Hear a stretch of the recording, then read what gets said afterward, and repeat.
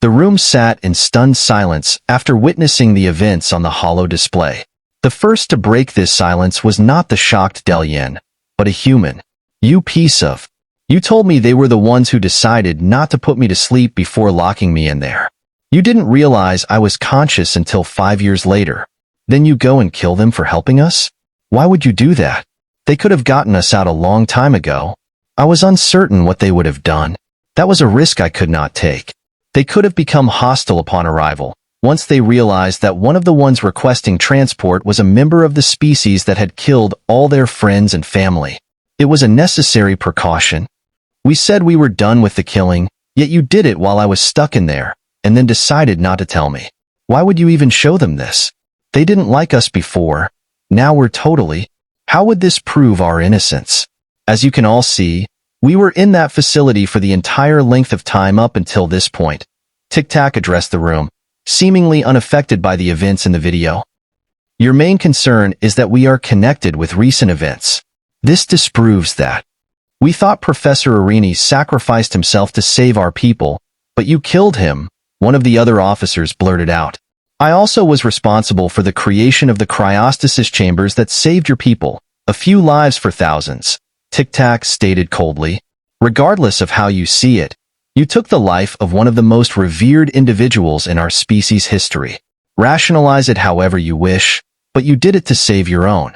This may clear your name from potential affiliation with our current adversaries, but it does not resolve your crimes against our species. Both of your crimes, the commander declared, glaring at the human, his emotions finally starting to show. That was a very long time ago, but now there should no longer be any doubt about where our loyalties lie. My sole prerogative is to keep my partner safe. Tic-Tac's robotic voice only seemed to make the room more anxious. It was what had to be done to ensure our freedom in the past, and to show that now we have no connection with whoever you may be at odds with in the present. It may confirm your past, but it casts further doubts about whether or not you pose a danger to our people. You also claim that you destroyed the ship in the image we presented to you. How do we know this was truly your doing? Questioned the intelligence officer, Leggett. I have ample recordings of the events leading up to that. We stopped them before they could finish the job and wipe your species from existence, and then facilitated the development of a technology that ensured your continued survival. You are welcome, Tic-Tac stated proudly. The room remained quiet for a moment, everyone debating how to continue.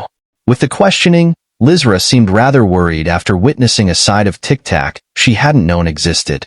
The other officers were doing their best to maintain composure, having learned of the true fate of one of their species' greatest heroes. The commander took control of the conversation again and spoke up. You have told us a great deal today. We will have to analyze all the information, and the board will come to a final decision. This meeting will be forwarded to them for further review. Unless there are any more questions from my colleagues, I believe it would be a good time to take a Razar.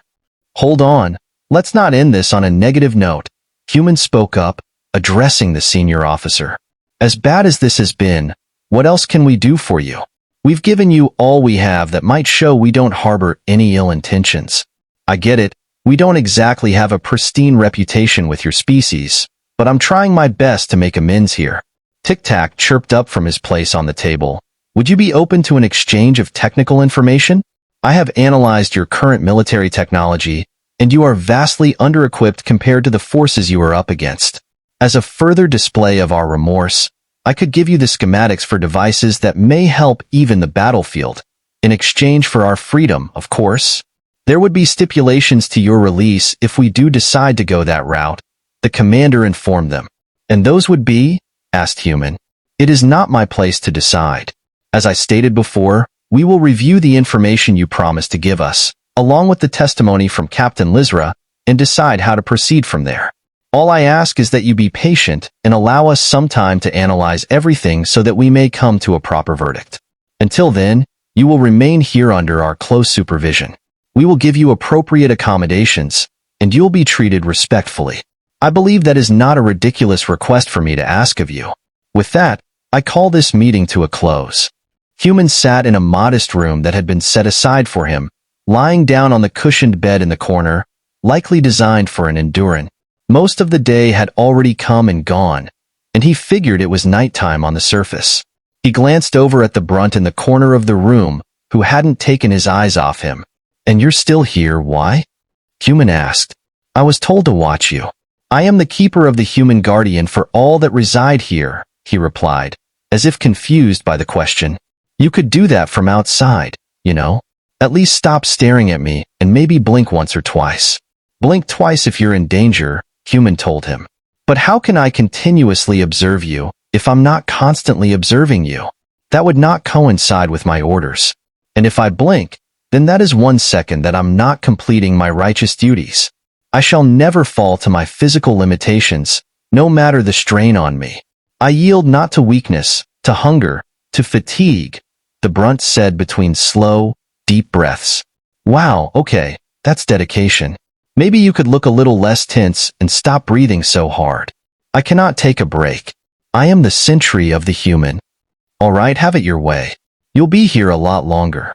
I'm sure you're going to have to rest eventually.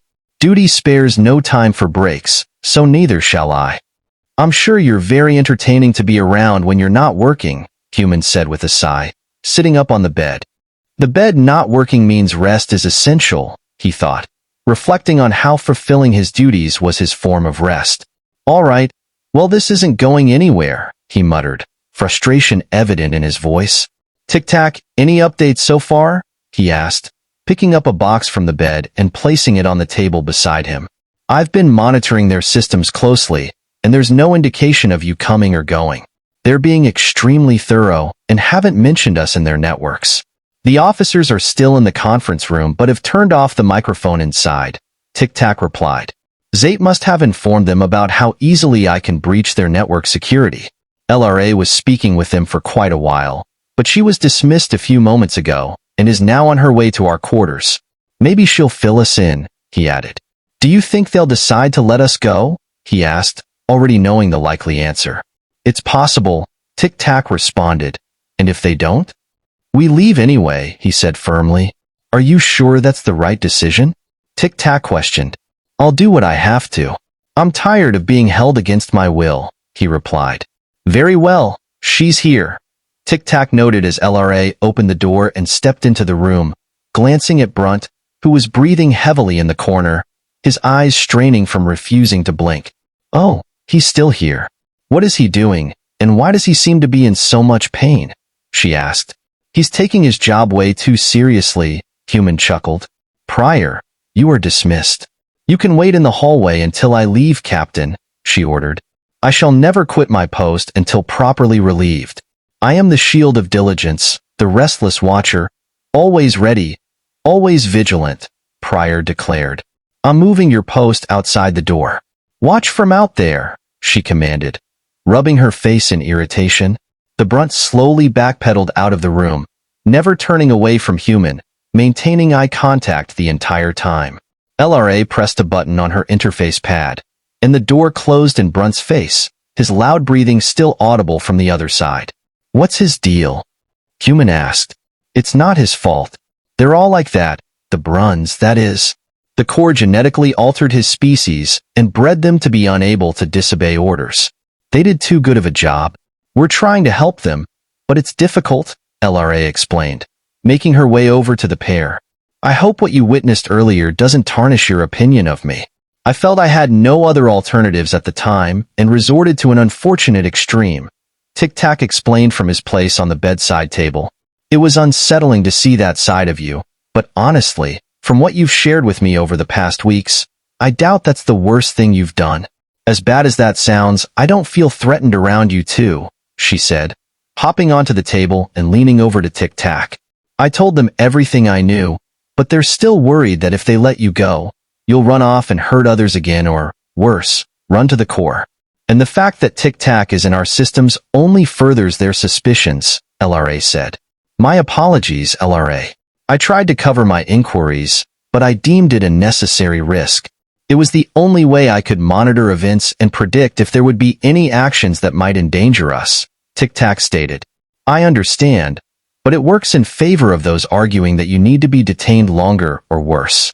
The board should come to a decision soon since this has taken priority over everything else. I doubt you'll be waiting around long. Just please don't do anything drastic until they come to a verdict, the captain said worriedly. I'll wait. Hopefully, what Tic-Tac gave them was enough to satisfy their requirements for releasing me, Human said. What did you give them, by the way? It must have been important enough for their debate to last this long, LRA inquired.